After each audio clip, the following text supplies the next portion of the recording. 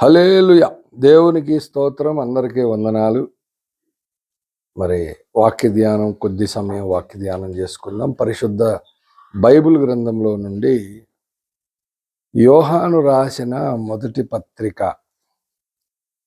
4వ అధ్యాయము మొదటి వచనాన్ని నేనే చదువుతున్నాను. మూలవాక్యం కనుక మీరు గమనించాలని ప్రభువు నామమున మనవి చేస్తూ ఉన్నాను. యోహాను రాసిన మొదటి పత్రిక 4వ అధ్యాయము మొదటి వచనం. ప్రియులారా, అనేకులైన అబద్ధ ప్రవక్తలు లోకములోనికి బయలు వెళ్ళి ఉన్నారు గనుక ప్రతి ఆత్మను నమ్మక ఆయా ఆత్మలు దేవుని సంబంధమైనవో కావో పరీక్షించుడి. చిన్నమాట ప్రార్థన చేసుకొని పరిశుద్ధాత్మ సహాయమును, దేవుని సహాయమును వేడుకుందాం. మహాపరిశుద్ధుడు, ప్రేమ కలిగిన మా తండ్రి, మహోన్నతుడా, సర్వోన్నతుడా, జీవాధిపతి యేసయ్య, నీ పరిశుద్ధ పాదములకు వందనాలు, స్తుతులు, స్తోత్రములు నాయన. ఈ ఉదయకాల సమయంలో నీ మహాకృపను బట్టి, ప్రేమను బట్టి మరి భారతదేశంలోని 800 జిల్లాలలో 3 దినాలు 7 గంటలు ప్రార్థన చేయాలని పెద్దలు నాయన ఇదిగో ప్రభు ఆలోచన చేసిన ఆలోచన నాయన ఇదిగో ప్రభు యావత్తు నాయన మీ చిత్తానుసారంగా మీరు జరిగిస్తున్నారు. ఆ ఆలోచనలో భాగంగా తమిళనాడులో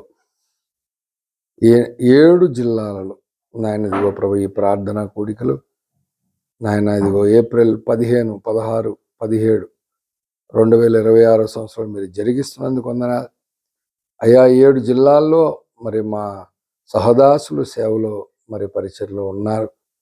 మరి మేము నీలగిరి జిల్లా కోటగిరిలో మరి నిన్నటి దిన అద్భుతంగా జరిగించినటువంటి ఉపవాస ప్రార్థన 7 గంటల ప్రార్థన బట్టి వందనాలు. మరి 2వ రోజు ఉదయకాలమే ప్రారంభించబడి మరి జరుగుతున్న ఈ యొక్క నేను 7 గంటల ఉపవాస ప్రార్థనలో మరి మొదటి సెషన్లో నాయన ఇదిగో ప్రభా, నేను నీ వాక్యాన్ని అందించడానికి మీ దాసునైనా నేను సిద్ధపడుతూ ఉండగా మీరే నాతో మాతో మనందరితో మాట్లాడండి నాయన. మీ దాసుడు కడు బలహీనుడు, అల్పుడు, అపాత్రుడు, ఏమి తెలియని వాడు, వట్టివాడు, మీరే మట్టివాడు నాయన. మీరే మీ ఆత్మతో జ్ఞానముతో మీ దాసుని నింపి నాతో మాతో మాట్లాడి మీరే మహిమ, ఘనత, ప్రభావాలు పొందమని ఈ అతి చిన్ని ప్రార్థన అంగీకరించి దీవించి నీ కృపలో భద్రపరచమని మా కొరకు తిరగరాని ఉన్న పరిశుద్ధ నజరుడైన యేసు క్రీస్తు నామమున ప్రార్థించి అడిగి వేడుకొనుచున్నాను పరమ తండ్రి, ఆమేన్. ప్రభునందు ప్రియులారా, చదవబడినటువంటి లేఖన భాగములో యోహాను గారు యేసు ప్రభువుకి ప్రియమైన శిష్యుడు యోహాను గారు రాసినటువంటి మొదటి పత్రిక. ఈ పత్రిక 4వ అధ్యాయం మొదటి వచనం మనం చదువుకున్నాం. ఇందులో సార్వత్రిక క్రీస్తు సంఘమునకు ప్రతి విశ్వాసి తప్పక చేయవలసినటువంటి ఒక పని, ప్రతి ఒక్కరూ చేయాలి. ఎవ్వరూ చేయకుండా అసలు ఉండకూడదు ఎట్టి పరిస్థితులు. పేతురు గారు కొన్నిసార్లు చెప్పినప్పుడు ఒక సంగతి మరిచిపోకుడి అని అంటాడు. ఆ ఒక సంగతి మరిచిపోతే బైబిల్లో ఎన్నో ప్రశ్నలకు సమాధానం దొరకదు. అలాగే ఆధ్యాత్మిక ప్రపంచంలో విశ్వాసికి క్షేమాభివృద్ధి కలగాలంటే ఒక సంగతి ఎలా మరిచిపోకుండా ఉండాలని పేతురు చెప్పాడు. అలాగే యోహాను భక్తుడు చెప్పినటువంటి యోహాను రాసిన మొదటి పత్రిక 4:1 ఖచ్చితంగా అందరూ చేసి తీరాల్సిందే, ఎట్టి పరిస్థితుల్లో మిస్ అవ్వకూడదు. ఎందుకంటే ఈ వచనంలో చెప్పబడినటువంటి మాట మొదటి వచనంలో చివరికి ఏమన్నాడు? పరీక్షించుడి అన్నాడు.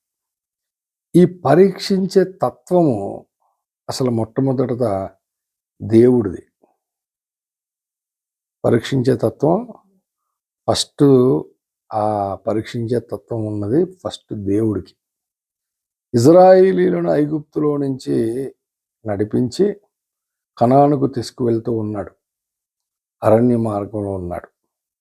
ఆ అరణ్య మార్గంలో ఉన్నప్పుడు మోషే ద్వారా ఇజ్రాయేలీలకు ఒక సంగతి బయలుపరిచాడు. ప్రభునందు ప్రియులరా, ద్వితీయోపదేశ కాండము 13వ అధ్యాయంలో మొదటి 3 వచనాలలో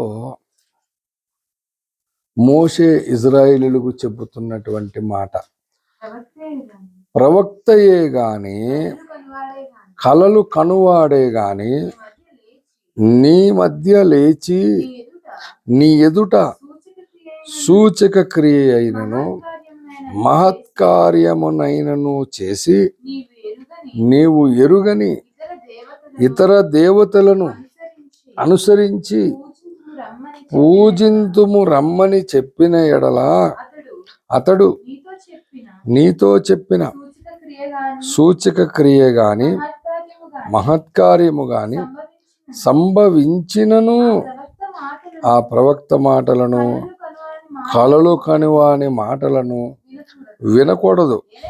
ఏలయనగా మీరు మీ దేవుడైన యెహోవాను మీ పూర్ణ హృదయముతోను మీ పూర్ణ ఆత్మతోను ప్రేమించుచున్నారో లేదో తెలుసుకొనుటకు మీ దేవుడైన యెహోవా.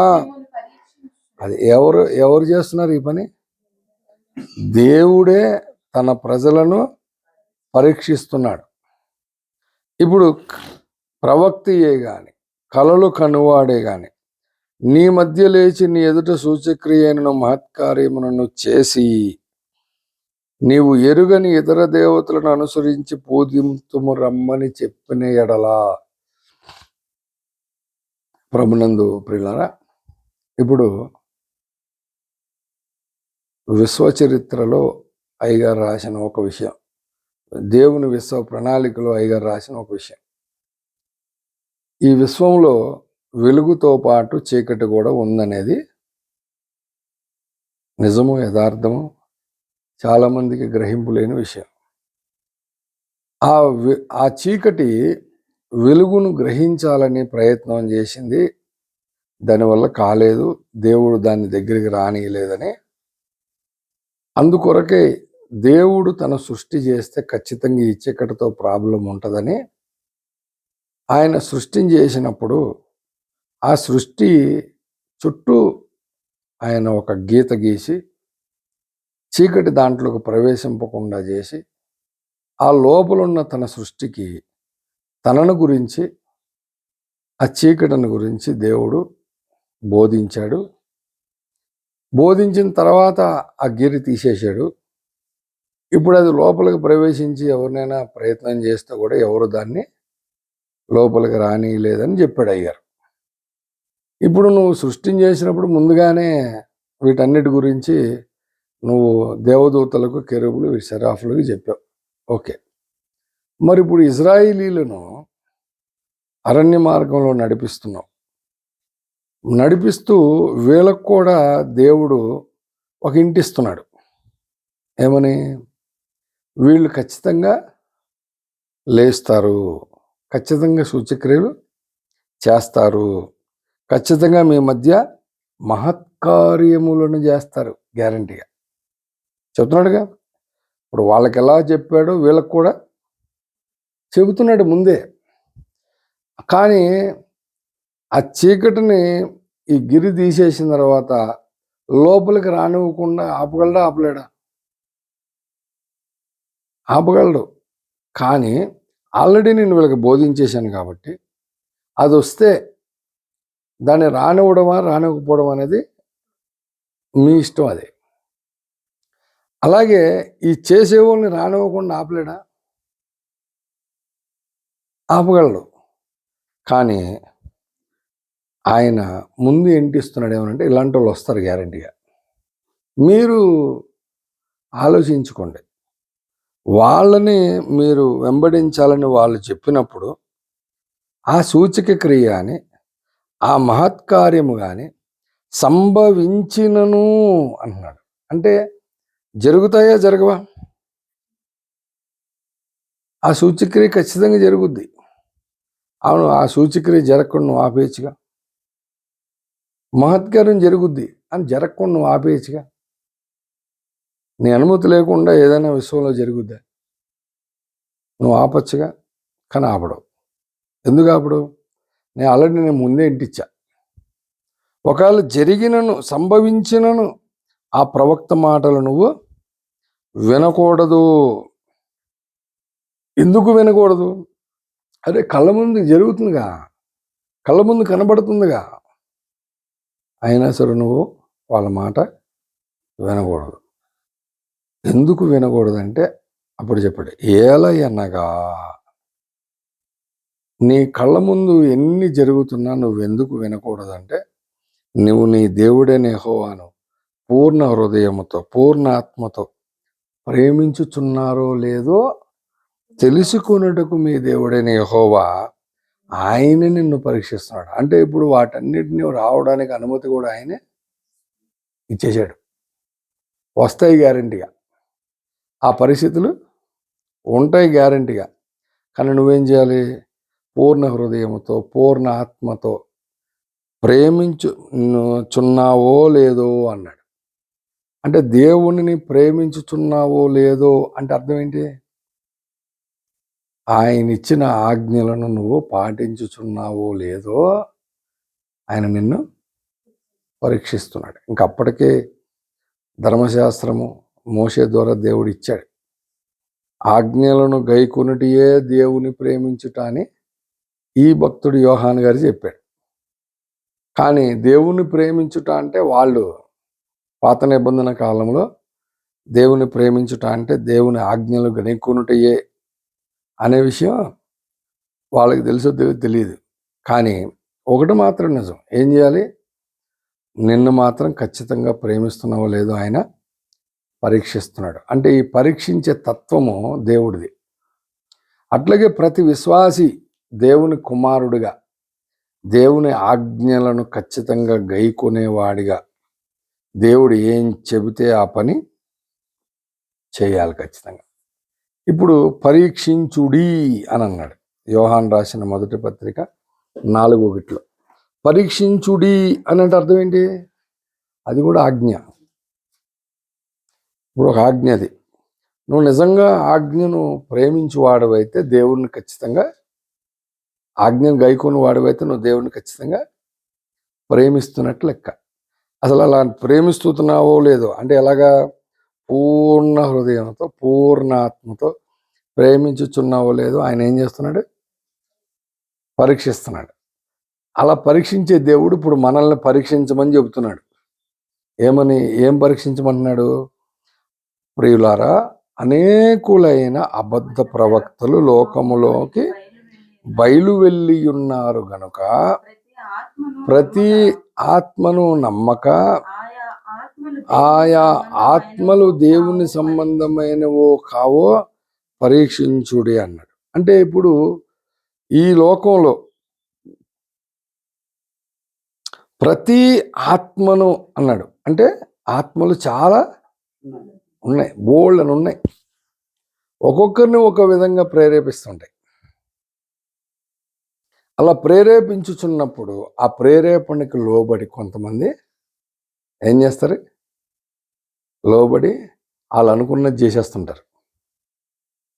అసలు వాళ్ళు ప్రేరేపించుచున్నది ఎవరో వాళ్ళకి తెలీదు. ఎందుకంటే ఉదాహరణకి నేను ఆ విషయం క్లారిటీ కోసం చెబుతున్నా. అపోస్తలుడైన పౌలు గలతీయులకు రాసిన పత్రిక 5వ అధ్యాయము 7వ వచనంలో పౌలు ఒక మాట చెప్పాడు. మీరు బాగుగా పరిగెత్తుచుంటిరి, సత్యమునకు విధేయులు కాకుండా మిమ్మును ఎవడు అడ్డగించెను? ఈ ప్రేరేపణ మిమ్మును పిలుచుచున్న వాని వలన కలుగలేదు అన్నాడు. అంటే ఇప్పుడు పౌలు భక్తుడు చెప్పిన వచ్చిన ఈ మాట ప్రకారం చక్కగా పరిగెత్తేవాళ్ళండి, పరిగెడుతున్నారు బ్రహ్మాండంగా. ఈ పరిగెడుతున్న వాళ్ళని మధ్యలో ఈ సత్యమునకు విధేయులు కాకుండా ఎవడో ఒకడు అడ్డగించాడంట. ఆ అడ్డగించుచున్నవాడు మిమ్మును పిలిచిన వాడైతే కాదు. అవునా? అంటే మరి ఎవరు? అంటే ఇంకొకరు ఎవరో వీళ్ళని ప్రేరేపిస్తున్నారు. మరి అలా సత్యమునకు విధేయులు కాకుండా ప్రేరేపించేది దేవుని ఆత్మ, లేకపోతే దుష్టుని యొక్క ఆత్మ? అంటే దుష్టుడు కూడా వాడికి సంబంధించినవి కూడా కొన్ని ఆత్మలు పనిచేస్తున్నాయి. అందుకనే లోకంలోకి అబద్ధ ప్రవక్తలు వచ్చారు. అంటే ఈ అబద్ధ ప్రవక్తలను ప్రేరేపించుచున్న ఆత్మ దేవుని ఆత్మ కాదు. అంటే దేవుని ఆత్మ కాని ఒక ఆత్మ కొంతమంది ప్రవక్తలనే, వాళ్ళని మళ్ళీ బైబిల్ ఏముంటుంది? అబద్ధ ప్రవక్తలు ఉంటుంది. మళ్ళీ వాళ్ళు కూడా ప్రవక్తలే. వాళ్ళు ఏం చేస్తుంటారు? అబద్ధం చెప్తారు. ఈ అబద్ధ ప్రవక్తలు బయలు వెళ్ళి ఉన్నారు.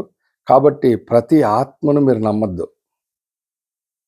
ఆయా ఆత్మలు దేవుని సంబంధమైనవో కావో మీరు పరీక్షించుకోండి అన్నాడు.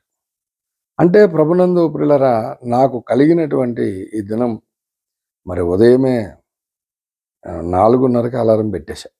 ఎందుకంటే 5 నిమిషాల తక్కువ 5ంటికి పెడితే ఒక 5 మినిట్స్ ఉంది కదా, లేచిపోతాంలే అని అలా తల వాల్చామనుకోండి 5 నిమిషాల తక్కువ 6 అవ్వచ్చు. హాఫ్ అన్ అవర్ ముందు పెడితే అటు ఇటు కొంచెం అన్న 4:45కి లేచి బాత్రూమ్కి వెళ్ళిపోయాను. అట్లా ఒక హాఫ్ అన్ అవర్ ముందే లేచిపోయాను.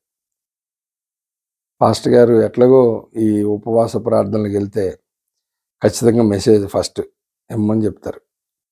కాబట్టి నేను మెసేజ్ చెప్పాలి, ఈరోజు ఏం చెప్పాలి అని నేను ఇక్కడ ఉండగా పాస్టర్ గారు ప్రార్థన చేసేప్పుడు నేను కూడా ప్రార్థన చేసుకుంటా ఉన్నాను. ప్రభా, మరి ఏం చెప్పమంటావు ప్రభా అని చెప్పని నేను ప్రార్థన చేసుకుంటున్నప్పుడు నాకు ఇచ్చిన తలంపు, ప్రతి ఒక్కళ్ళు పరీక్షించాలి ఖచ్చితంగా. ఎందుకంటే ప్రతి ఒక్కరిని ప్రేరేపించే ఆత్మ దేవుని సంబంధమైనదో కాదో పరీక్షించాలి. నేను ఇంతకుముందు దీని మీదే ఆదివారం ఆరాధనలో చెప్పాను. ఇంకో బయట దేవుడు ప్రేరేపించినప్పుడు కూడా చెప్పాను. బైబిల్ గ్రంథములో పాపము చేయడానికి ప్రేరేపించే ఆత్మలు కూడా ఉంటాయి, ఉండవా? మన రక్తములో పాప నియమం ఉంది, అది చేయమని చెప్పుతుంది. అట్లాగే దుష్టుడు కూడా పాపం మనం చేయించడానికి మన చేత వాడు కూడా ప్రేరేపిస్తాడు గ్యారంటీగా. అట్లా బైబిల్ గ్రంథంలో కొంతమంది వ్యక్తులను ప్రేరేపించాడు. ఆ ప్రేరేపించినప్పుడు ఆ ప్రేరేపణకు లోబడేటప్పుడు వాళ్ళకున్నటువంటి అప్పట్లో ఉన్నటువంటి వాళ్ళ యొక్క పరిస్థితులను బట్టి వాళ్ళు లోబడిపోయి ఆ పాపమును చేయడానికి సిద్ధపడ్డారు. అలాగూ కొంతమంది వ్యక్తులను నేను ఇప్పుడు రెఫరెన్స్ అన్ని చూపించిన కానీ చెప్పుకుంటూ వెళ్ళిపోతాను. అసలు దేవుడు చెప్పమంది అది కాదు, అర్థం అవడం కోసం నేను చెప్పే విషయం అర్థం అవడానికి ఈ విషయం చెబుతున్నా ఒక మాట. ఎందుకంటే దేవుని దృష్టికి ఆజ్ఞ అతిక్రమము పాపం. కాబట్టి ఆ దేవుని ఆజ్ఞలను ప్రేమించడమే, దేవుని ఆజ్ఞలు పాటించడమే దేవుని ప్రేరేపించడం. ఆజ్ఞ అతిక్రమించడమేమో పాపము, ఆజ్ఞలు గైకొనడమేమో దేవుని ప్రేమించటం. కాబట్టి ధర్మశాస్త్రమే ఇంకా రాకమునుపు ఉన్నటువంటి పరిస్థితి భూమి మీద ఏంటంటే, మోషే రాకముందు మనస్సాక్షే మనకి దాని ప్రకారం నడుచుకునే అవకాశం ఉంది. ఆ మనస్సాక్షి ఉంది కాబట్టే తెలియక యూదా తన కోడలతో వెళ్ళినప్పుడు తెలిసిన తర్వాత ఏమన్నాడు? నువ్వు నాకంటే నీతిమంతురాలవమ్మా అన్నాడు. ఇంకా మరి ఎప్పటికీ ఆమె దగ్గరికి మరి ఆ పని తెలిసిన తర్వాత ఆ పని చేయకుండా అలా ఉన్నాడంటే తన మనస్సాక్షి మరి చంపేసుకున్నాడా, లేకపోతే మనస్సాక్షిని బట్టి నడుచుకున్నాడా? ఇంకా మళ్ళీ పోలేదు, నువ్వు నీతిమంతురాలవమ్మా అన్నాడు. అట్లాగే ధర్మశాస్త్రం వచ్చిన తర్వాత కూడా చాలామంది పాపం అంటే ఏంటో తెలిసింది.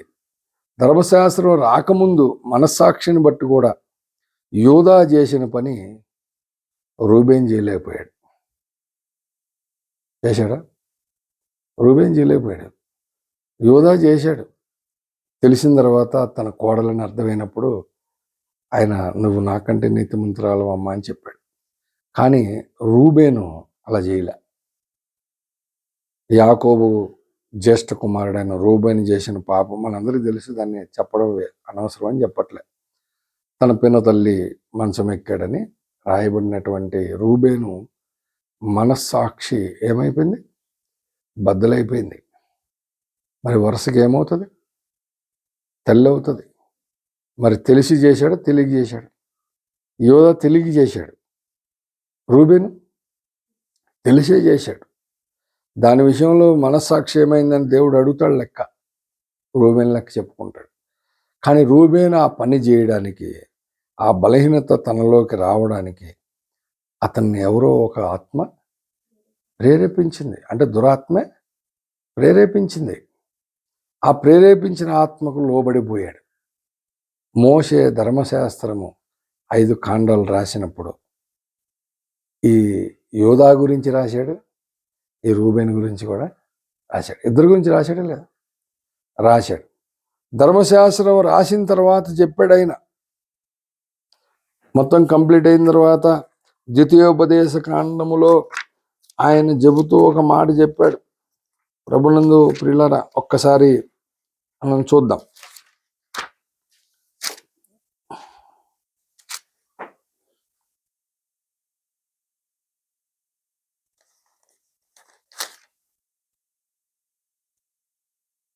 పదిహేడవ అధ్యాయము 21, 22 వచనాలు. తాను తన సహోదరుల మీద గర్వించి ఈ ధర్మమును విడిచిపెట్టి కుడికి గాని ఎడమకు గాని తాను తొలగకయుండునట్లు తన దేవుడైన యెహోవాకు భయపడి ఈ ధర్మశాస్త్ర వాక్యములన్నిటినీ ఈ కట్టడలను అనుసరించి నడువ నేర్చుకొనుటకు అతడు తాను బ్రతుకు దినములన్నిటను ఆ గ్రంథమును చదువుచుండవలను. ఏ గ్రంథమును? ధర్మశాస్త్ర గ్రంథమును ఏం చేయాలి? చదువుతా ఉండాలి. 18వ వచనం. మరియు అతడు రాజ్య సింహాసనమందు ఆసీనుడైన తర్వాత లేవీలైన యాజకుల స్వాధీనములున్న గ్రంథమును చూచి ఆ ధర్మశాస్త్రమునకు ఒక ప్రతిని, అంటే ఇప్పుడు కంపల్సరిగా లేవీల స్వాధీనంలో ఉన్న ధర్మశాస్త్ర ప్రతిని ఇంకొక ప్రతిని ఏం చేయాలి? ఇప్పుడు రాజ్యసింహాసన ఆసీనుడైన దావీదు ఇంట్లో ధర్మశాస్త్రం ఉందా? ఉన్నప్పుడు ఆ ధర్మశాస్త్రాన్ని దాన్ని ఏం చేస్తున్నాడు ఆయన? దివారాత్రులు ధ్యానిస్తున్నాడా? దినమెల్లా ధ్యానిస్తున్నాడా? ఇప్పుడు ఇంట్లో బుక్ ఉందండి, మా అబ్బాయి తీసి చదువుతున్నాడు. నువ్వు కాదురా, నేను చదవలేదు, నువ్వు తీస్తావేంటి అని అంటారా? మంచిది నాయన, చదువుతావా? చదువు, మంచిది, దేవుని గ్రంథం ఇది అని మనకు రాసి ఇచ్చాడంట. అంటే ఇంట్లో ఉన్నప్పుడు చదువుతారా లేదా? ఖచ్చితంగా చదువుతారు. చదవడానికి ఆసక్తి ఉండాలి, కానీ డెఫినెట్గా చదువుతారు. ఒకవేళ వాళ్ళు చదవకపోతే మనం కూడా చెప్తుంటాం చదవమని. లేదు, చదివే అవకాశం లేకపోతే ఎప్పుడైనా సందర్భం వచ్చినప్పుడు వాళ్ళు నడుస్తున్నటువంటి నడకను బట్టి, వాళ్ళు చేస్తున్న ప్రవర్తన బట్టి, లేఖనమును ఎరిగిన మనము లేఖన ప్రకారం నడుచుకోవాలని వాళ్ళని ఏం చేస్తాం? సున్నితంగా గద్దిస్తూ ఉంటాం. ఇది తప్పు, ఇలా చేయకూడదు. తల్లిదండ్రుల మీద తిరగబడకూడదు, గర్వించి మాట్లాడకూడదు, ఇంకో లేఖనం అని చెప్తాం లేదా? మరి అప్పుడు ధర్మశాస్త్ర గ్రంథం రాసిన తర్వాత, ధర్మశాస్త్రంలో యోధాను గురించి, రూబేను గురించి మరి రాయబడిన తర్వాత, మరి తెగించి అమ్నోను అదే పని, అక్కడేమో తల్లి, ఇక్కడేమో చెల్లి, ఎలా చేయగలిగాడు? అంటే మానవ జాతిలో ఒక రూబేనును ప్రేరేపించిన ఆత్మ అమ్నోన్ను ప్రేరేపించింది. అమ్నోన్ను ప్రేరేపించిన ఆత్మ అదోనియాని ప్రేరేపించింది. అదోనియాని ప్రేరేపించిన ఆత్మ కొరింథీ సంఘములో ఉన్న ఒక యవ్వనస్తుడిని ప్రేరేపించింది. మొత్తం కేటగిరీ అంతా ఒకటే ప్యాటర్న్. కొరింథీ సంఘంలో ఉన్న యవ్వనస్తుడు కూడా ఏం చేశాడు? తన తండ్రి భార్యను ఉంచుకున్నాడట. ఇట్లాంటి కార్యము అన్యులలోనైనాను జరగదు. మీరు సిగ్గుపడవలసింది పోయి మీరు ఉప్పొంగుచున్నారేమి అన్నాడు పౌలు. అంటే అన్యుల్లో కూడా జరగదు. వాళ్ళు కూడా ఎంత ఎంత జాగ్రత్తగా ఉంటారంటే, తన వదిన అనంటే తల్లితో సమానంగా చూస్తుంటారు. మరదలు అంటే కూతురుతో సమానంగా చూస్తారు వాళ్ళు. అట్లాంటి అభిప్రాయం అన్యుల్లో ఉంది. రక్షణ పొంది రక్తంలో కడగబడి దేవుని సంఘంలో చేరినోడు ఇట్లా చేస్తుంటే మీరు సిగ్గుపడాల్సింది. ఏం చేస్తున్నారట? ఉప్పొంగుచున్నారట. ఎంత దారుణం అంటే, ఇప్పుడు నేను అడుగుతున్నా, ధర్మశాస్త్రం వచ్చిన తర్వాత చదవడానికి అవకాశం ఉన్న అమ్నోను అదోనియాలు, అట్లాగే ధర్మశాస్త్రంలో ఉన్నటువంటి పాత నిబంధనలు ఉన్న 39 గ్రంథాలు ఉన్నప్పుడు ఒక కొరింథీ సంఘంలో ఉన్న ఒక యవ్వనస్తుడు బైబిల్ చదివినోడా? చదువుతాడుగా. ప్రతి ఆదివారం ఇప్పుడు అసలు పౌలు గారి సంఘం ఇతను అంటే ప్రతి ఆదివారం ఏం చేస్తాడు? బలలో చేయేస్తాడు, ఆరాధనలో పాల్గొంటాడు, బైబిల్ ఖచ్చితంగా చదువుతాడు. అందులోని సంఘం ఉపదేశ విషయంలో, జ్ఞాన విషయంలో ఐశ్వర్యవంతులైపోయిన సంఘం, తరాలలో యుగాలలో ఉన్న మరుగైన మర్మాలు పౌలు ద్వారా విన్న సంఘం. ఒక అన్యులే కానీ వీళ్ళకి ఇచ్చినంత క్లారిటీ ఎన్నో విషయాల్లో ఇంకా మరి ఎవరికి పౌలు ఇవ్వలేదు. ఇదే సంఘానికి చెప్పాడు, అన్నీ చేయుటకు నాకు స్వతంత్రం ఉన్నది, కానీ అన్నీ చేయదగినవి కాదని చెప్పాడు. నువ్వు ఏం చేసినా నీకు, నీ కుటుంబానికి, సంఘానికి, సమాజానికి క్షేమాభివృద్ధి కలగాలన్నాడు. మరి ఇప్పుడు నువ్వు చేసిన పని, యవనస్తుడుగా నువ్వు చేసిన పని క్షేమాభివృద్ధి కలిగించేదేనా? క్షేమాభివృద్ధి కలిగించకపోను నిన్ను సాతానుకు అప్పగించాల్సి వచ్చింది పౌలు. అంటే ధర్మశాస్త్రము చదివినా సరే, ప్రార్థన చేస్తున్నా సరే, ఒక ఆత్మ నిన్ను ఏం చేస్తుంది? ప్రేరేపిస్తుంది ఆ పని చేయడానికి అని చాలాసార్లు చెప్పాను. మళ్ళీ ఎందుకు చెప్పానంటే, ఇలాగూ ఒక పాపము చేయడానికే ప్రేరేపిస్తుందా? మిగతా వాటికి ప్రేరేపించదా? రాత్రి పాస్టర్ గారు చెప్పారు, యుద్ధానికి వెళ్ళాలి, కానీ యుద్ధానికి వెళ్ళడానికంటే ముందు దేవునికి ప్రతిష్ఠించబడిన బంగారమును, షీనారు పై వస్త్రమును దొంగిలించి గుడారం మధ్యలో గొయ్యితవి పాతిపెట్టాడు. అది జరిగిపోయిన విషయం పాపం ఉన్నవాళ్ళు ఎవరికి తెలియదు. 3000 మందిని చాలు సార్, మొత్తం అందరూ లక్షల మంది ఎందుకండి, అడిగి 1000 మంది ఎందుకు సార్, హాయి చిన్న పట్టణం, సిటీలో గెలిచేస్తాం, 3000 మంది చాలు అని వెళ్ళిన వాళ్ళు 36 మంది చనిపోయి వెనక్కి తిరిగి వచ్చారు. దానికి కారణము ఎవరు? ఆకాను. ఇప్పుడు ఆకాను చేసిన పని చాలా మందికి అర్థం కాని విషయం. యెహోషువ గ్రంథంలో చాలా క్లారిటీగా, యెహోషువ గ్రంథంలో చాలా క్లారిటీగా చెప్పబడినటువంటి మాట అది. చాలాసార్లు చూపించాను. ప్రభునందు ప్రియులరా, యెరికో పట్టణ విషయంలో దేవుడు చేయమన్నటువంటి పని, యెహోషువ గ్రంథము 6వ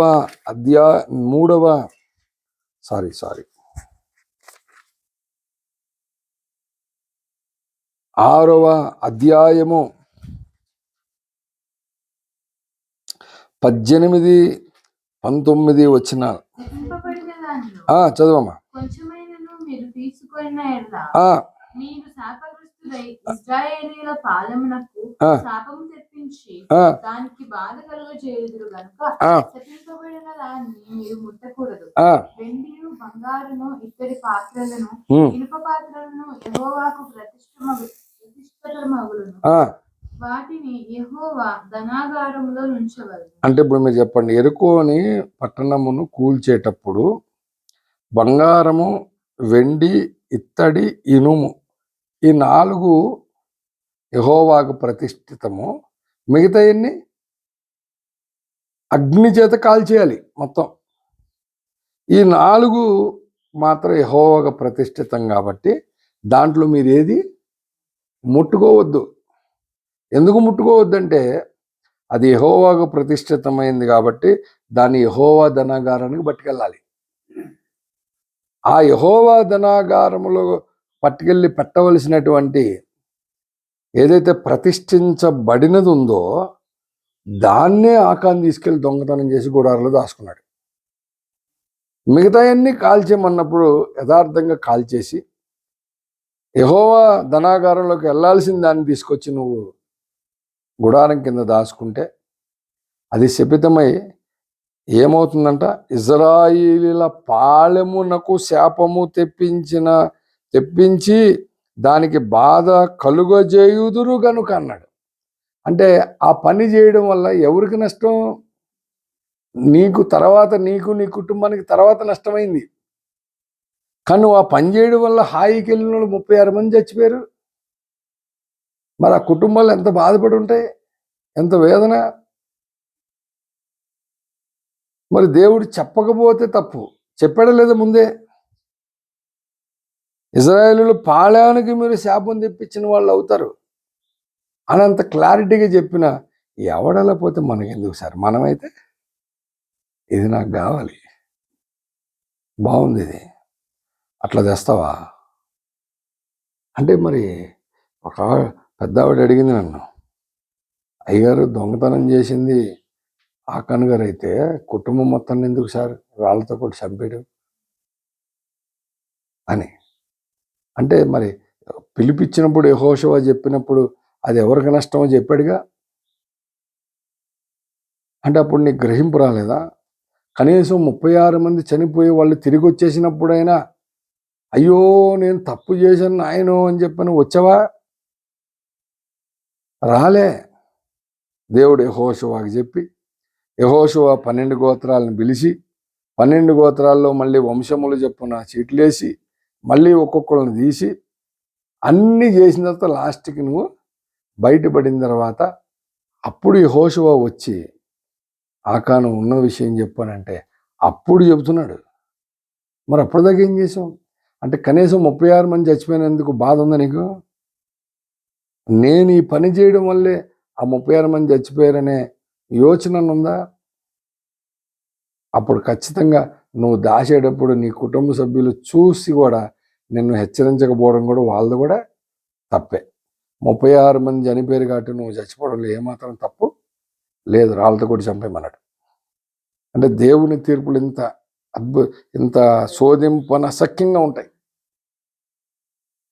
కానీ ఈనాడు సార్వత్రిక క్రీస్తు సంఘములో ప్రతి సంఘములో కొంతమందిని, మళ్ళీ వాళ్ళు నీతిమంతుల సుమ, రక్షణ పొందిన వారి సుమ, నీటి బాప్తిజం పొందిన వారే, క్రీస్తును రక్షకుడిగా అంగీకరించిన వారే, సంఘానికి సంవత్సరాల తరబడి వస్తున్న వాళ్ళే, దేవుడి తరంలో సంస్కరణ చేయడానికి అప్పగించినటువంటి ప్రవక్త ఎదురుగుండా కూర్చున్న వాళ్ళే,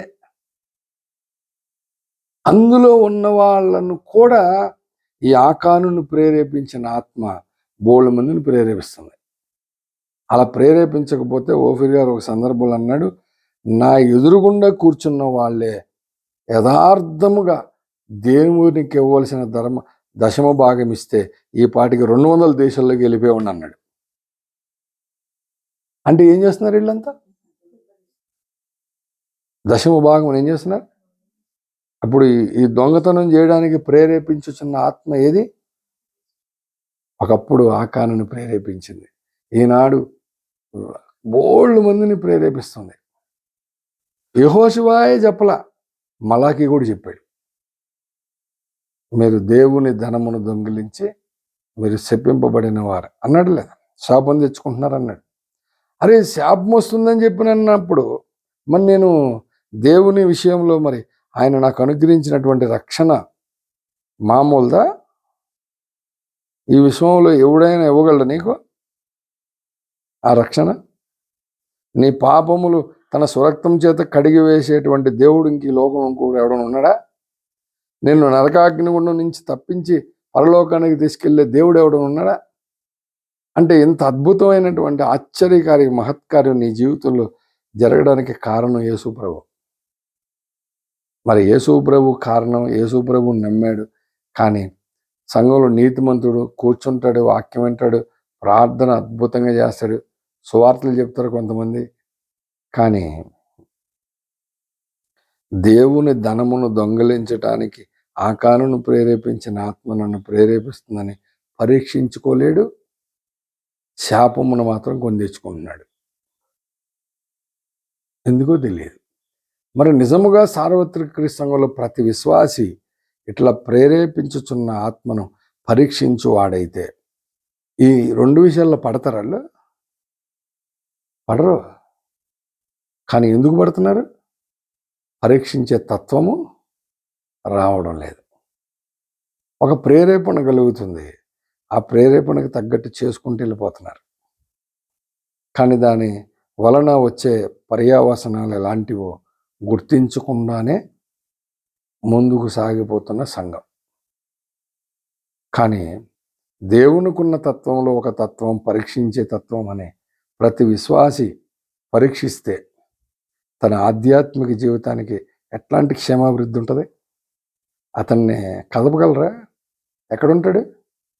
యెహోవా యందు నమ్మిక ఉంచువాడు నిత్యము కదలక సియోను కొండలాగా ఉంటాడు. కదపలేరు. తోద్దామని కొద్దిగా ట్రై చేస్తే కూడా జరగదు. అది సియోను కొండ జరుగుద్దా? అలా తయారైపోతాడు. కానీ అలా తయారు అవ్వకుండా ప్రేరేపించుచున్న ఆత్మలు కొన్ని ఉన్నాయి. ఈ ఆత్మలు ఆకాన్ను ప్రేరేపించినాయి మామూలుగా. కానీ ఇప్పుడున్నటువంటి ప్రేరేపించుచున్నటువంటి ఆత్మలు అప్డేటెడ్ ఆత్మలు అన్నమాట. అప్డేటెడ్ ఉంటాయి కదా. ఇప్పుడు ఆదాము ఉన్నప్పుడు ల్యాప్టాప్ ఉందా? లేదుగా. మోషే దగ్గర కూడా లేదు, పౌల దగ్గర కూడా లేదు. ఇప్పుడు మన దగ్గరే ఉంది. కానీ మన దగ్గర, ఎవడి దగ్గర? ఆదాము దగ్గర, మోషే దగ్గర, మన దగ్గర లేకముందే పరలోకంలో ఇవన్నీ ఉన్నాయి, A to Z ఉన్నాయి. కానీ దేవుడు కూడా అప్పుడే ఎందుకు ఇవ్వలేదు అంటే కాలము సంపూర్ణమైనప్పుడు దేవుడు అన్ని జరిగిస్తాడు. అట్లాగే ఇప్పుడు దురాత్మ శక్తులు కూడా ఆకాను కాలములో పనిచేస్తున్న దురాత్మల కంటే ఇప్పుడు పనిచేస్తున్న దురాత్మలు కొద్దిగా అప్డేటెడ్ అనమాట. అప్డేటెడ్ వెర్షన్, బాగా తెలివైనటువంటి. ఈ అప్డేటెడ్ ఎలాగుంటాయంటే, ఉదాహరణకి చెప్తున్నాను, మనము దొంగతనం చేయడానికి, తీసేసుకోవడానికి జస్ట్ ప్రేరేపిస్తే తెచ్చేసాడు ఆకాన. ఇప్పుడు ఇవి ఎలా ప్రేరేపించవు. ఇప్పుడు ఎలా ప్రేరేపిస్తాయంటే చూపిస్తుంది అనమాట. చూసేవరా పాస్టర్ గారు ఏమేమి డ్రెస్సులు వేస్తున్నాడు, ఏమేమి బంగారం పెట్టుకుంటున్నాడు, అసలు వాళ్ళ పిల్లలు చూడు, వాళ్ళ ఇల్లు చూడు, మొత్తం నువ్విచ్చిందే, నీవిచ్చిన దాంతోనే అసలు ఇలాగుంది అని చెప్పనేటువంటి ప్రేరేపిస్తే, ఆ ప్రేరేపణకు ఇప్పుడు ఆ ప్రేరేపించబడిన వ్యక్తి ఏమో అనుకుంటున్నాడు, నేను ఆయనకి ఎందుకు ఇచ్చా? ఆయనకి ఇచ్చానా? నేను ఆయనకి ఇలా, నేను ఎవరికి ఇచ్చాను? దేవుడికి ఇచ్చా. కాబట్టి దేవుడికి ఇచ్చిన దాన్ని దేవుడి ఇష్టం. ఇప్పుడు ఆయనకి ఇచ్చాను దేవుడికని, ఇప్పుడు ఆయన వాడతాడు. ఎలా వాడతాడో ఆ వాడిన లెక్క దేవుడికి ఆయన లెక్క చెప్పాలా లేదా? ఆ లెక్క ఎలాగుంటుంది? మనలాగా ఉంటుందా? పాస్టర్ గారి లెక్క చూడాలంటే ఎలా ఉంటుంది? ఇంకా అప్డేటెడ్ వెర్షన్ వస్తుంది. పాస్టర్ గారిని దేవుడు పరీక్షించే సమయంలో ఎలాంటిది వస్తుంది? మరి కఠినమైన తీర్పు పొందుదమని ఎరిగి మనలో అనేకులము బోధకులు కాదు. అంటే కఠినమైన తీర్పు అంటే అది విశ్వాసులుగా కాపరిగా? అంటే నాకంటే కఠినమైన తీర్పు ఆయనకు ఉన్నప్పుడు, ఆ విషయం ఆయనకు తెలిసినప్పుడు, ఆయన ఉండే జాగ్రత్తలో ఆయన ఉంటాడు. నేను దేవునికి ఇచ్చాను కాబట్టి నాకు సంబంధం లేదు, నాకు అనవసరం అనుకునే వాళ్ళు ఉంటారా? నేను 30 సంవత్సరాల క్రితం నేను బాప్తిజం తీసుకున్నప్పుడు, ఆ బాప్తిజం ఇచ్చిన దైవజనునికి ప్రతి ఆదివారం అక్కడ బియ్యం తెచ్చేవాళ్ళు ఉండేవాళ్ళు, గుడ్లు తెచ్చేవాళ్ళు, కొంతమంది కోడిపెట్ట తెచ్చేవాళ్ళు. గుడ్లు, బియ్యం, కోడిపెట్ట, కొంతమంది ఫ్రూట్స్. ఒకసారి అయితే ఒక ఆయన తన పొలంలో పండిందని చక్కెర గెల పట్టుకొచ్చాడు. అక్కడ పెడితే ప్రార్థన చేసేసి, ఇప్పుడు అయ్యగారి ఇంట్లో ఇప్పుడు కోడి ఇచ్చాడు. అయ్యగారి ఇంట్లో వాళ్ళందరూ వెల్ ఎడ్యుకేటెడ్. దాన్ని కోసి కాల్చి వండే పరిస్థితి ఉంటుందమ్మా. ఇప్పుడు నా చిన్నప్పుడు మన ఇంటికి తెచ్చుకుంటే దాన్ని మనమే చేసుకుని కాల్చి తినేవాళ్ళం. ఇప్పుడు అప్డేటెడ్ అయిపోలే. మనం వెళ్ళాడి నుంచి ఒక కేజీ కొట్టు అనగానే, సార్ మీరు రండి సార్ లోపలికి, ఎన్ని పేకాలి అంటాడు. చేపలు కొనుక్కునే రోజుల్లో మన ఇంటికి తెచ్చి రుద్ది రుద్ది రుద్ది చేస్తుండేవాడు. ఇప్పుడు మార్కెట్కి వెళ్ళి 2 కేజీలు చేప పోయి అని అంటే వాడే మొత్తం చేసేసి కట్ చేసేసి ముక్కలతో సహా కవర్లో పెట్టి ఇచ్చేస్తాడు. ఇంటికి తెచ్చి జస్ట్ అలా కడుక్కోవడం, వండేసుకోవడం. మరి ఆ రోజుల్లో 30 ఏళ్ళ క్రితం అయ్యగారు కోడి పెట్టేస్తే ఇప్పుడు కోడి పెట్టడం తర్వాత తయారు చేసి దాన్ని వండడం తర్వాత సంగతి. ఆయన బేపనైనా ఆయన తిండు, ఇంట్లో వాళ్ళు తింటారు అని చెప్పి ఏం చేసేవాడు అంటే, కోడి బాబు నువ్వు పట్టుకెళ్ళి ఇచ్చేవాడు. అలాగే అన్ని మందిరానికి వచ్చినన్ని ఇచ్చేవాడు, అందరికి వచ్చిన వాళ్ళందరికీ గుడ్లు ఇచ్చేవాడు, కోడిపెట్టి ఇచ్చేవాడు, ఫ్రూట్స్ ఇచ్చేవాడు. బియ్యం అయితే ఎవరు సంఘంలో పేదలు ఎవరు ఉన్నారో వాళ్ళకి పంచేమని వేసేవాడు. యవనస్తులు మేము ఇచ్చేసేవాళ్ళం. అట్లా గెలట్టుబుల్ చక్కెరగాలి తెస్తే ఇంకా ఆదివారం ఆరాధన ఆమెను అన్న తర్వాత ఒక్క చక్కెరగాలి కూడా ఇంటికి పట్టుకెళ్ళా. మొత్తం అక్కడ పెట్టేసి కట్ చేసి ఇచ్చాడు, అందరికి చేపిచ్చాడు. కట్ చేయరు అన్నాడు, నేను కట్ చేసేసాను. మొత్తం నుంచొని గెలగెల మొత్తం వచ్చిన రమ్మని చెప్పని పిలిచి, ఎంత అద్భుతం అంటే అలా అలా ఇవ్వడంలో నేను ఒక అద్భుతం చూశాను. అలా పెళ్ళైన జంటలు, కొత్తగా పెళ్ళైన జంటలు ఆయన చూసేవాడు. ఆ చక్కెరగిల్లు పట్టుకొని కొడుకు ఎవరికి కావాలో వచ్చి తీసుకోవాలనేవాడు. పెళ్ళైన వాళ్ళు పరిగెత్తుకుంటూ వెళ్ళి తీసుకునేవాళ్ళు. నాకు ఫస్ట్ కొడుకు పుట్టేసిన తర్వాత ఆయన ఎప్పుడు చూసినా కొడుకు కావాలని వాళ్ళు వచ్చి పట్టుకెళ్ళను. ఎందుకంటే అందరికీ కొడుకు అంటే ఇష్టం కదా. అందరూ పరిగెట్టేవాళ్ళు. నేను ఆ కిటికీ దగ్గర నుంచుని అట్లా చూసేవాడు వీడు రావట్లేదు, కొడుకు పుట్టేసిన తర్వాత మళ్ళీ కొడుకు కావాలంటున్నాను అని చెప్పి రావట్లేదని, అరే నీ కొడుకు వద్దులేరా, నీ కూతురేరా అని చెప్పని పిలిచి మరీ చక్కెరకి వెళ్ళి ఇచ్చాడు. తర్వాత నిజంగానే ఎంత అద్భుతం అంటే, కొడుకు ఎవరికి కావాలో వచ్చి తీసుకోండి అని ఇచ్చిన వాళ్ళందరికీ కొడుకులే పుట్టేవాళ్ళు. అరే నీ కూతురు పుడద్దని నాకు ఇస్తే నాకు కూతురే పుట్టింది అంటే అలా ఇవ్వడంలో ఎంత ఆనందం, ఆయనకి తీసుకున్న వాళ్ళకి ఎంత ఆనందం. ఇంత ఆశీర్వాదం కొంతమందికి జరుగుతుందంటే గెలట్టుబుల్ అయ్యగారు తినలేదని బాధపడతావా? ఒక్కడే తిని అలా బాధపడిన నేను చూశానండి.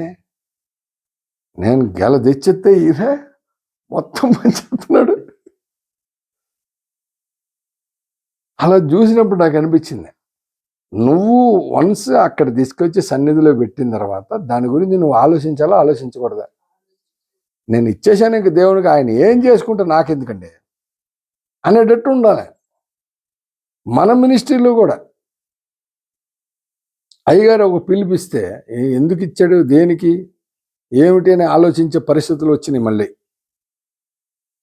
ఆయన దేనికైతే నీకెందుకు? ఆయన పిలిపించాడు, నిన్ను ప్రేరేపించాడా, ఇచ్చేసాయి. కానీ ఒకవేళ వ్యతిరేకమైనటువంటి తలంపులు, ఆలోచనలు కలిగిస్తున్న ప్రేరేపణ కలుగుతుందా? వెంటనే ఓఫిరయ్య గారు చెప్పాడు చాలాసార్లు, ఏం చేయాలి? నజరేయుడని యేసుక్రీస్తు నామమున నాకు వచ్చే తలంపుల ఆలోచనలన్నీ గద్దించి బంధించి పాతాళం నెట్టి వేస్తున్నాను తండ్రి అనాలట. అంటున్నారా? అది చేయట్లే. వీడికి వచ్చిన ఆలోచనలు ఇంకోటి పంచుకోవడం, వాడు ఇంకోటి పంచుకోవడం, ఇక మొత్తం చాలామందికి ఇదే త్రోవ, దీనిలో నడువుడి అన్నట్టు అందరికీ ఇలాంటి జరిగిపోతున్నాయి. మరి ఇలా జరుగుతున్నప్పుడు దీనికి ప్రేరేపించుచున్న ఆత్మ ఒకప్పుడు ఆకానును ప్రేరేపించింది అని సేవకులు సైతం ఆలోచిస్తున్నారా? విశ్వాసులు సైతం ఆలోచిస్తున్నారా? కనీసం పరీక్షిస్తున్నారా? అరే ఈ తలంపు నాకు ఎందుకు వచ్చింది? ఇది అనేకులకు నేను బోధకుడిని, ఇజ్రాయేలీలకు బోధకుడైనటువంటి ఎవరు? నికోదేము రాత్రిపూట యేసుప్రభు దగ్గరికి వచ్చి అడిగితే యేసుప్రభు చెప్పిన సమాధానానికి మళ్ళీ నేను ఎలా పుడతాను ప్రభు తల్లి గర్భంలో అంటున్నాడు. ఎంతమందికి బోధకుడు మళ్ళీ, కానీ ఈయనకి ఆ పాయింట్ అర్థం కావట్లేదు. మరి ఎంతమందిని మనము సత్యం ప్రకటిస్తున్నటువంటి దైవ సేవకులు, అపోస్తులని హస్తనిక్షేపణం ద్వారా సంఘాన్ని అద్భుతంగా నడిపిస్తున్న దైవజనులు, మరి అలాంటి వాళ్ళకి మనకు ఈ తలంపు ఎందుకు వస్తుంది అంటే ఈ ప్రేరేపణ నన్ను పిలుచుచున్న వాని వలన కలుగలేదు అనే విషయం అభిషిక్తులకు కూడా అర్థం కావట్లేదు. అంటే ఎంత భయంకరంగా ఈ ఆత్మలు పనిచేస్తున్నాయి సంఘంలో చూడండి. కానీ ఎందుకు ఇలా జరుగుతుంది అంటే పరీక్షించే తత్వం లేకపోవడం వల్ల. అందుకనే అయ్యగారు అనేవాడు ఇంతకుముందు, ఇన్ని దుర్బోధలు ఎందుకు కారణం అంటే పుర్రికి పుట్టిన బుద్ధి అంట. మరి మెదడులో అనిపించంగానే ప్రకటించేస్తాడు. సెలవులో ఉన్నటువంటి యేసు ప్రభువారు పక్కలో బల్లి పోటు పెట్టి పొడుగానే ఏం గారిని నీళ్లు రక్తం గారిందట. ఆ నీళ్ళు ఇలా పక్క దోమల మీద కొద్ది పడినాయి అంట. వాడు రక్షణ పొందేశాడంట. అలా ఉందా బైబిల్లో? నీళ్లు రక్తం కారిందని ఉంది, కానీ ఆ పక్కడు పడింది ఆడు రక్షణ పొందేశాడని నువ్వు చిలకరింపిస్తావా? ఎక్కడ పుట్టింది ఇది? పురికి పుట్టిందంట. చెప్పుకుంటూ వెళ్ళిపోతున్నారు. అలాగే ఏదైతే అనిపిస్తుందో అది చెప్పుకుంటూ వెళ్ళిపోతున్నారు చాలామంది. తప్పు, రాంగు, దానివలన నీకు క్షేమాభివృద్ధి ఉండదు, నువ్వు నడిపించే సంఘానికి క్షేమాభివృద్ధి ఉండదు. ఒక్క సంఘ సేవకుణ్ణి యెజబెలు ప్రేరేపించే ఆత్మ యెజబెలు సంఘంలో ఉంది, కూర్చుంది, నడిపిస్తుందంటే కొన్ని వందల మంది విశ్వాసులను చెడగొడుతుందని ప్రసంగం చేసే నీవు నిన్ను ప్రేరేపించుచున్న ఆత్మ మీద నువ్వు గుర్తుపట్టవు. సంఘంలో అనౌన్స్మెంట్ చేయి. నాకు ఈ మధ్యన తెలిసిన ఒక విషయం చాలా భయం వేసింది. అరే అయ్యగారు ఇచ్చిన పిలుపు 2-3 నెలలు అయిపోతుంటే లాస్ట్ వీక్ ప్రకటించాడంట ఒక ఆయన సంఘంలో. అంటే మరి ఈయన ఇప్పటివరకు ఏం ప్రేరేపించింది? కాబట్టి ప్రభునందు ప్రియులారా, ఈ ప్రేరేపణ వీటికే కాదు ఇంక దేనికి ఉంది తెలుసా? మనస్సాక్షి ఉన్నటువంటి, ధర్మశాస్త్రం రాకముందు ఉన్నటువంటి జనాభాలో నీతిమంతుడు అని బైబిలే ప్రస్తావించినటువంటి ఆయన చాలా చక్కగా ఆయనను గురించి బైబిల్ ఏం చెప్పాడంటే నీతిమంతుడైన అని ఉంది. చూడండి, పేతురు రాసిన 2వ పత్రిక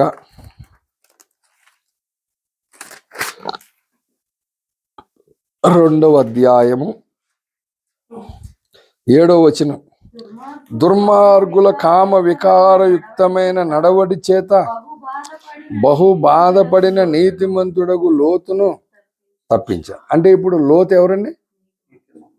మన నీతిమంతుడనేగా నువ్వు బయలుదేరి సొదొమకు వెళ్ళావు ఆయన్ని రక్షించడానికి.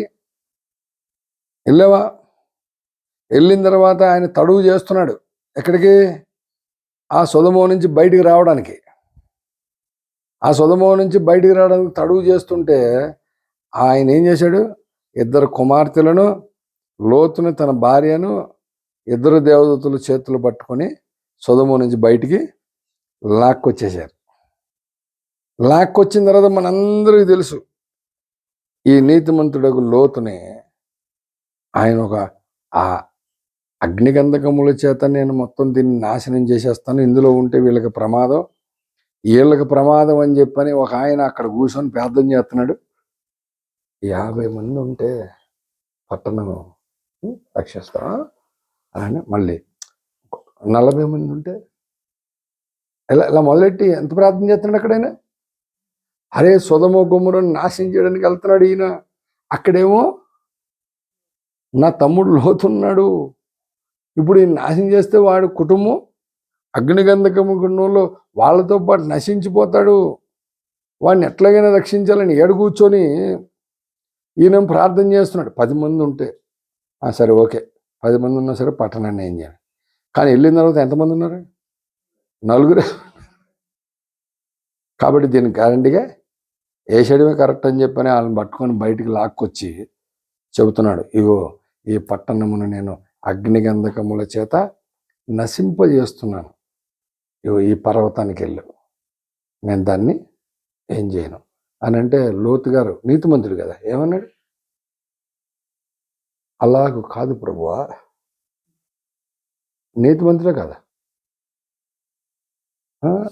యేసు ప్రభు ఆ దేవదూతలు అలా కాదు ప్రభువా, నేను అక్కడికి ఎక్కిపోలేదు, కానీ ఇగో ఈ చిన్న ఊరు ఉంది కదా, ఇక్కడికి వెళ్తాను అంటే పాపం ఆయన గద్దించడం కూడా గద్దించలే, నోరు మూసుకొని వెళ్ళంలా. మీకు విచిత్రమైన తెలుసా, ఆ 19వ అధ్యాయం మొత్తం చదవండి. ఈ పట్టణం నాశనం చేసిన తర్వాత తిరిగి మళ్ళీ ఆ పర్వతానికి వచ్చాడు. ఉంటానని చెప్పిన ఊళ్ళో కూడా ఉండలే. నువ్వు చెప్పినప్పుడు వెళ్తే ఆ పర్వతం మీద నీకు ఏం కావాలో ఆయన ఏర్పాటు చేస్తాడు. నేను వద్దు అన్న తర్వాత నువ్వు ఆ తర్వాత వెళ్తే ఏం ప్రయోజనం? అవునా కదా? నాకు వద్దు, నేను ఈ చిన్న ఊరికి వెళ్ళిపోతాను అన్న తర్వాత ఇంకా ఆయన పర్వతం గురించి ఆయన పట్టించుకుంటాడా? ఆ తర్వాత నువ్వు ఆ ఊళ్ళో ఉండలేక మళ్ళీ వచ్చి పర్వతానికి వస్తే ఎట్లా? ఆయన చెప్పినప్పుడే నువ్వు ఎస్ అని బయలుదేరి ఉంటే అబ్రహాం లాగా వండని కూడు ఉడకని బట్ట, ఎక్కడికి వెళ్తే అక్కడ మరి నీ కనీసం ఈ పర్వతం మనకి ఎక్కని చెప్పాడు. అబ్రహాం గారు చెప్పాడా? అది ఎక్కడికి వెళ్ళ బాబు నువ్వు బయలుదేరనంగానే ఆయన ఏం చేస్తున్నాడు? బయలుదేరిపోతున్నాడు. ఎక్కడికి వెళ్ళాలో తెలియదు. ఆయన నీతికి వారసుడు, ఈయన నీతిమంతుడగు లోతు. యెహోవాను నమ్మెను, అది అతనికి. ఎలా నమ్మాడంటే అసలు ఎక్కడికి వెళ్ళాలో కూడా తెలియదు, వెళ్ళమంటే సరే అని నమ్మి బయలుదేరిపోతున్నాడు. అంటే ఇక్కడ ప్రభునందు ప్రియులారా, దేవుడు ఒక పిలిపిచ్చినప్పుడు మరు మాట్లాడకుండా లోబడి వెళ్ళేది దేవుని ఆత్మ. వెళ్ళమని చెప్పిన తర్వాత కూడా అబ్బాయి కాదు ప్రభువా అని చెప్పని నువ్వు మాట్లాడుతున్నావు అంటే నిన్నేం ప్రేరేపిస్తుంది? ఏదో ఒక ఆత్మ ప్రేరేపిస్తుంది. వెళ్ళావు అక్కడికి, వెళ్ళినా నువ్వు ఆ ఊళ్ళో ఉండలేకపోయావు. అంటే దేవుని మాటకు అడ్డు చెప్పి వద్దనేటువంటి ఆత్మ పనిచేస్తుందా? పనిచేదా? పనిచేస్తుంది. ఆ ఒక్క లోతు దగ్గరే ప్రేరేపించిందా? ఒక లోతు దగ్గరే ప్రేరేపించిందా? మీరు ఆలోచన చేయండి. బైబిల్ గ్రంథంలో నేను ఒక 2-3 విషయాలు చెప్పి ముగించేస్తాను. ఇప్పుడు నన్ను ఈరోజు ప్రేరేపణ నాకు కలిగిన ప్రేరేపణ ఏంటంటే, దేవుడు ప్రవక్త మరి కొంతమంది నాయకులు ఒక పిలిపిస్తున్నారు. ఇదిగో దేవుని సంకల్పము, దేవుని ప్రణాళిక ఈ భూమి మీద నెరవేరాలంటే ఆంధ్రప్రదేశ్లోనే కొన్ని జిల్లాల్లో మన సంఘం లేదు.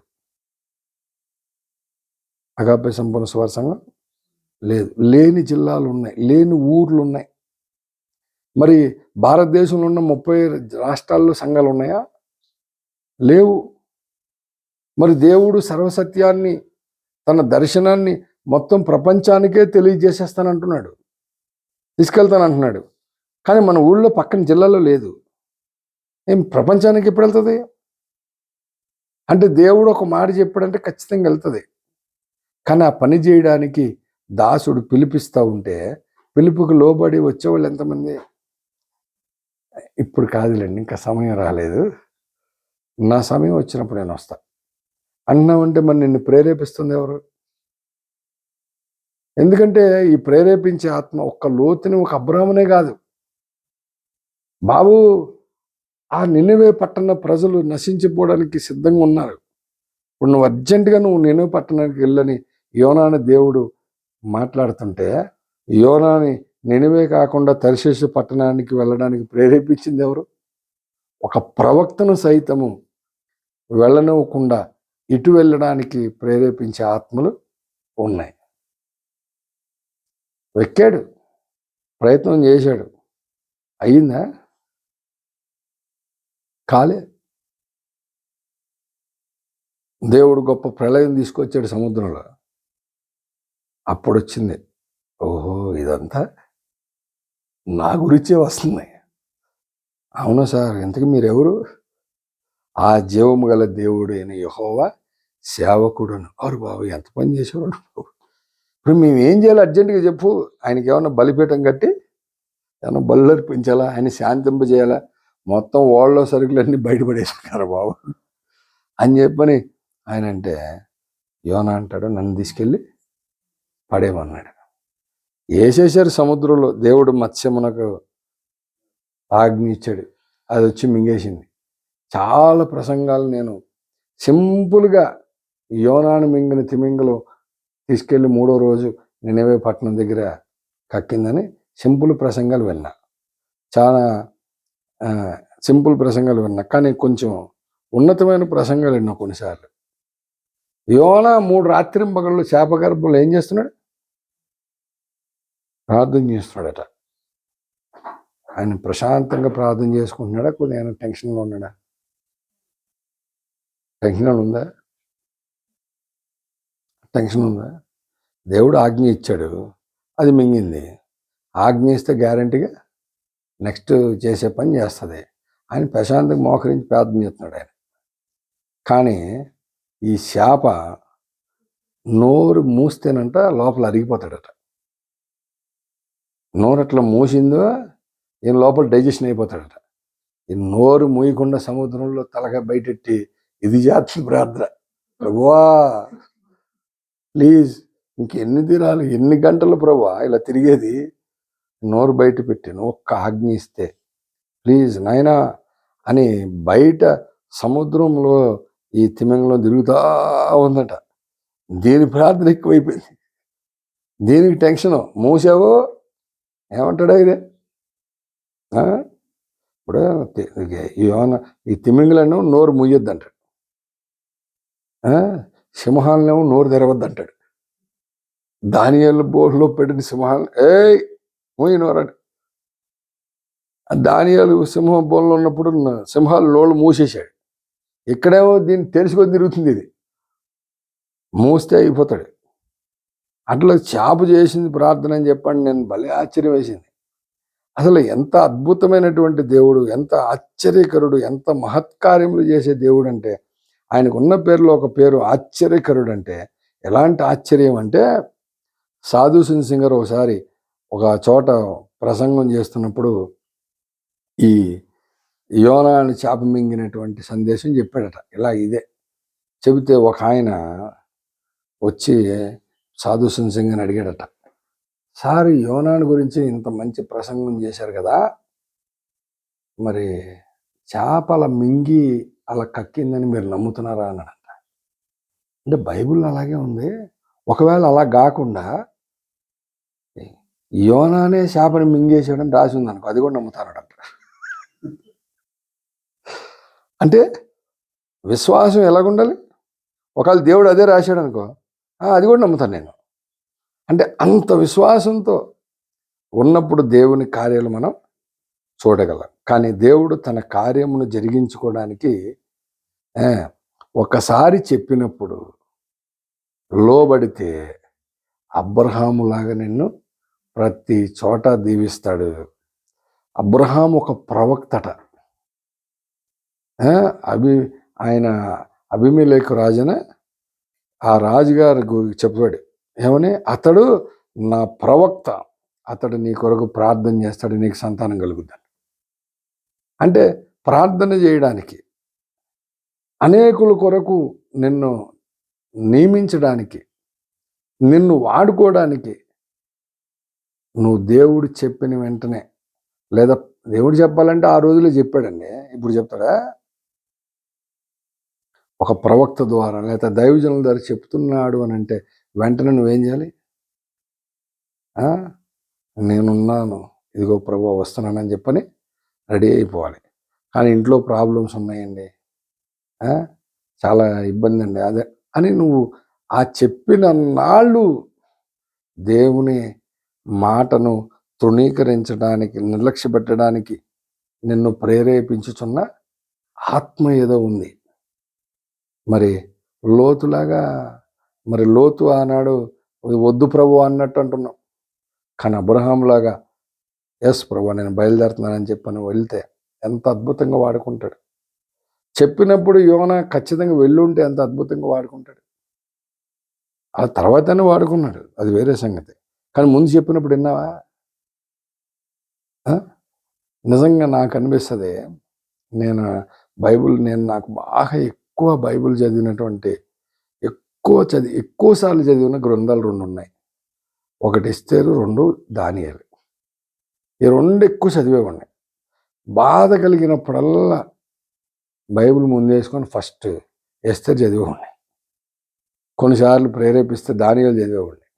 అలా ఎందుకు చదివేవాడిని అంటే, చదివినప్పుడు దాంట్లో ఉన్నటువంటి దేవుడు చేసిన కార్యాలు చూసినప్పుడు నాకు అనిపించింది, ఒక ఆడపిల్ల తల్లిదండ్రులు చనిపోయారు, బాబాయ్ దగ్గర పెరిగింది, రాణి అవసరమైంది, ఇప్పుడు నువ్వు రాజకోటలోకి వెళ్ళాలి, కానీ నీ తల్లిదండ్రులు పెరిగాని, నీ వంశం కానీ ఏమి చెప్పకుండా నువ్వు లోపలికి వెళ్ళు అని అంటే, అదేంటి ఏదో చక్కగా ఒక మంచి అవనస్తుని ఇచ్చి పెళ్లి చేసి మంచిగా నన్ను కాపురం పెట్టి నేను శుభ్రంగా ఉంచుకుంటావంటే, నువ్వేటి కోట్లోకి వెళ్ళమంటున్నావు అని చెప్పని ఇస్తే రంది అసలే ఒక్క మాట పలకల లోపలికి వెళ్ళిపోయింది. వెళ్ళిన తర్వాత ఇజ్రాయేలీయులను సంహరించమని ఆజ్ఞ బయలుదేరినప్పుడు మొర్దుకై లోపలికి కవరు పెట్టాడు. కవరు పెడతామని చెబుతుంది, అయ్యా ఇప్పటికి 1 రోజులైంది, ఆయన నన్ను పిలవలేదు, నేను దర్శించడానికి వెళ్ళలేదు. ఒకవేళ ఆయన చెప్పకుండా ఎవరైనా వెళ్తే ఎవరి వైపు రాజధర్మం చూపిస్తాడో వాళ్ళు తప్ప మిగతా వాళ్ళందరూ చనిపోతారు, ఇది రాజాజ్ఞ, కానీ నాకు పిలుపు రాలేదు అని కౌరు పెడితే దానికి ఆయన అంటాడు, రాజమందిరములో ఉన్నంత మాత్రము చేత నేను సేఫ్ అనుకుంటున్నావా? సరే ఓకే, సహాయం ఈ దిక్కు నుంచి కాకపోతే మరొక దిక్కు నుంచి వస్తుంది అన్నాడు. ఆ మాట విన్న ఆమె తిరిగి కౌరు పెట్టింది. నేను నా చెలికత్తెలు 3 రోజులు ఉపవాస ప్రార్థనలో ఉంటాం, మీరును కలిసి ప్రార్థన చేయండి, ఉపవాస ప్రార్థనలో ఉండండి, న్యాయ వ్యతిరేక యుక్తముగా ఉన్నను నేను రాజమందిరమునికి వెళ్తా, ఒకవేళ నశించినను. అంటే తన జాతి ప్రజల కొరకు చనిపోవడానికి కూడా సిద్ధపడిన ఒక ఆడపిల్ల 3 దినాలు ఉపవాసం ఉండి రాజమందికి నుంచుంది. కానీ ఈ లోకంలో క్రీస్తు అందరి కొరకు విమోచన క్రేదనముగా ఆయన సిలువకెక్కి తన ప్రాణం అర్పిస్తే ఆ సువార్తను చెప్పడానికి, దేవుడిచ్చిన దర్శనం చెప్పడానికి, దేవుని వాక్యం చెప్పడానికి మీరు వెళ్ళాలి అని దేవుడు చెప్తుంటే వెనకడిగేసేవాళ్ళు ఎవరు ప్రేరేపిస్తే వెనకడిగేస్తున్నారు? దేవుడు ఒక్క మాట చెప్పినప్పుడు లోబడాలి కదా. అంటే ఎస్తేరు తన ప్రజల యొక్క ఆ యొక్క మరణం నుంచి వాళ్ళని తప్పించడానికి, తను చనిపోయిన పర్వాలేదు వెళ్ళిపోవడానికి సిద్ధపడుతుంటే, ఇంకా ఏదో ఒక సాగు చెప్పి ఇప్పుడు కాదు అప్పుడు, అప్పుడు కాదు ఇప్పుడు, వద్దాం వెళ్దాం జిల్లాల్లో ప్రార్థన వెళ్దాం వస్తాం పాస్టర్ గారు, ఓకే అవుట్రీచ్ పాస్టర్ గారు, ఓకే అంటున్నావు అంటే అసలు నిన్ను ఎవరు ప్రేరేపిస్తున్నారు? ఆ పిలుపునకు విధేయుడు కాకుండా మిమ్మల్ని ఎవడు అడ్డగించను? ఈ ప్రేరేపణ దేవుని వల్ల కలుగుతుందా? దేవుడైతే అట్లాగా చేస్తాడా? దేవుడు ఏం కోరుకుంటాడు? పాత నిబంధన గ్రంథములో సమూయేలు కాలములో ఒక మాట రాయబడి ఉంది. ఒక్క మాట చెప్పి ముగించేద్దాం. 3వ అధ్యాయం 1వ వచనంలో, సమూయేలు మొదటి గ్రంథము 3వ అధ్యాయం 1వ వచనంలో ఒక మాట ఉంది. ప్రభునందు ప్రియులారా,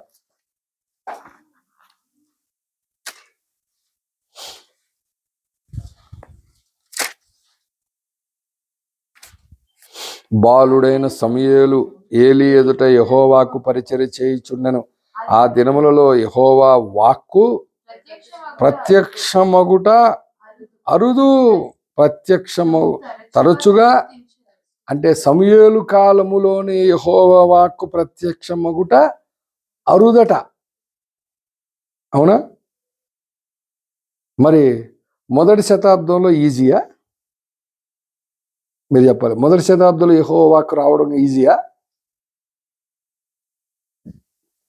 కానీ మొదటి శతాబ్దంలో యెహోవా వాక్కు అరణ్యములో ఉన్న జకరియా కుమారుడిని యోహాను నొద్దకు వస్తే, యోహాను వాక్యమునకు లోబడి ఆయన అప్పగించిన పని బాప్తిసమిస్తా ఉన్నాడు. యేసుని గుర్తుపట్టాడు, లోకానికి పరిచయం చేశాడు.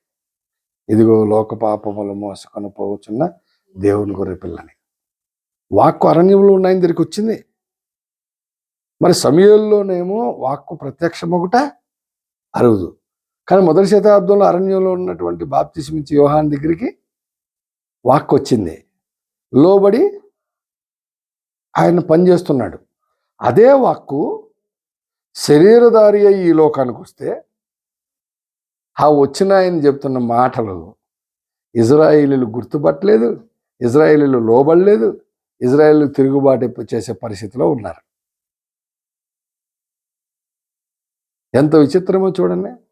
అంటే వీళ్ళని ప్రేరేపించుచున్న ఆత్మేది? లోబడేదేనా?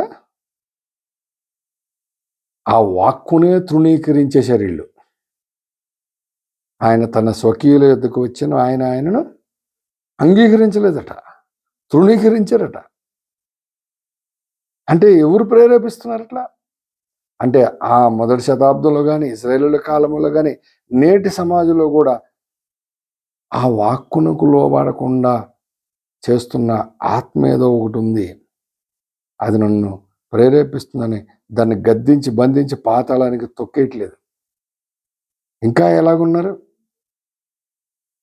అదే మొదటి శతాబ్దంలో యేసుప్రభు చనిపోయి పునరుద్ధరణడై పరలోకానికి వెళ్ళిపోయిన తర్వాత, తండ్రి కుడిపార్శ్వాన ఆనుకున్న తర్వాత, దేవుడు ఏర్పరచుకున్నటువంటి ఒక వ్యక్తి అపోస్తుడైన పౌలు దమస్కు మార్గంలోకి వచ్చాడు. వెళ్తూ ఉన్నాడు క్రైస్తవులను హింసించడానికి. యేసుప్రభు అక్కడ దర్శించాడు. కళ్ళు పోయినాయి కదా. చర్మకారుని ఇంట్లో ఉన్నాడు. 3 దినాలు ఉపవాస ప్రార్థన చేస్తున్నాడు. 3 దినాలు కళ్ళు పోయినాయి. ఆయన దర్శనంలో చూస్తున్నాడట, ఎవరో ఒక ఆయన వచ్చి తల మీద చేయబెట్టి ప్రార్థన చేయడం చూస్తున్నాడట. కాబట్టి ఆ వచ్చిన ఆయన వచ్చి ప్రార్థన చేసే ఆయన ఎవరో ఈయనకి తెలీదు పౌలుకి. కానీ ఎవరో ఒక ఆయన వస్తాడు, నాకు కళ్ళు వస్తాయి, ప్రార్థన చేస్తున్నాడు ఈయన. కానీ దేవుడు అదే వ్యక్తి దగ్గరికి, అననీయ దగ్గరికి వచ్చి, అననీయ, ఇప్పుడు నువ్వు బయలుదేరి పలానా ఇంటికి వెళ్ళాలి, అక్కడ సౌలు అనబడిన పౌలు ప్రార్థన చేస్తున్నాడు, ఆయన దర్శనంలో చూస్తున్నాడు, చేతులు పెడితే ప్రార్థన చేస్తే కళ్ళు వచ్చినట్లు, ఇప్పుడు నువ్వు వెళ్ళి అక్కడ ప్రార్థన చేయంటే, మంచి యాజకుడిగా వాక్య ఆయన దగ్గరికి వచ్చేసిందిగా. ఒకప్పుడేమో తటస్థించట్లేదు, ఇప్పుడు వాక్కు డైరెక్ట్గా జస్ట్ సింపుల్గా వెంటనే, కాదు ప్రభువా, అతడు ఇక్కడ ఉన్న వాళ్ళందరినీ చంపడానికి తాకీదులు తీసుకొని వస్తున్నాడు అని ఇప్పుడు మళ్ళీ ఈయనే ఎదురు ఆయనకి. పాపం ఆయనకేం తెలియదు కదా, ఏం తెలుసు ఆయనకి పాపం, మనం చెప్పాలి. కానీ చాలాసార్లు బాబు నువ్వు బయలుదేరి వెళ్ళు అని ఒక ప్రేరేపణ కలిగిస్తూ ఉంటే మనం ఏం చేస్తుంటాం,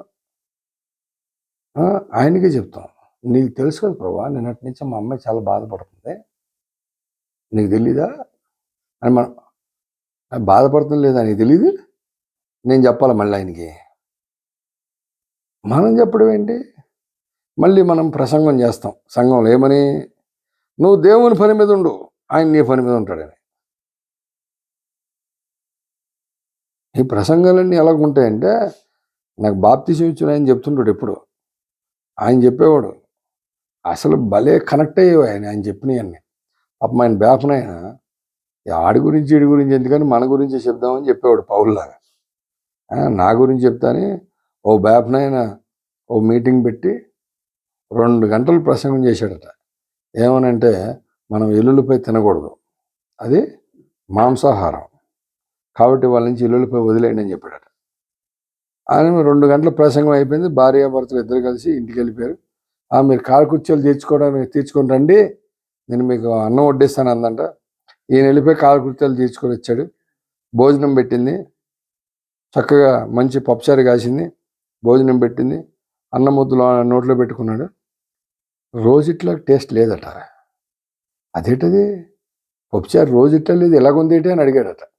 అదేంటంటే 2 గంటలు ప్రసంగం చేశారు, నేను కూడా విన్నాను, వెల్లుల్లిపై వేయొద్దన్నారు కదా, మానేశానంటే ఓ స్పెచ్చిదాను, అది వాళ్ళకి చెప్పాను, మనకు కాదు.